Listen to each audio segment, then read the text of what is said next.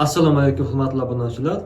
Kimdir urganlik, masalan ko'zini ko'kartirganlik, g'urda qilgani uchun javobgarlik qanday bo'ladi? Juda ham og'ir javobgarlik bor, ehtiyot bo'lish kerak. Ya'ni, misol bu gematoma bo'lib qoladi, ko'z ko'karishi va davolanishiga 7 kundan 14 kungacha vaqt ketadi. Bir haftadan 2 haftaga vaqt ketadi. Va ertaga biduzik qilib ariza qilingan bo'lsa, bu bo'yicha ekspertiza o'tkaziladi, sud tibbiy ekspertizasi va katta ehtimol bilan ekspertlar ham buni yengil tan jarohati deb qo'yadi.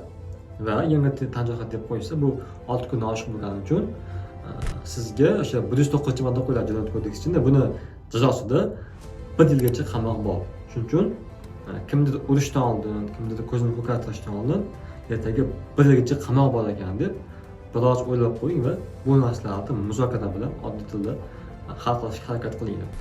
E'tiboringiz uchun rahmat. Savollar bo'lsa kommentariyada yozib qo'yinglar va obuna bo'lib qo'yishni, podpiska bosib qo'yishni va videoni tanishlarga jo'natib qo'yishni unutmanglar. Rahmat hammaga.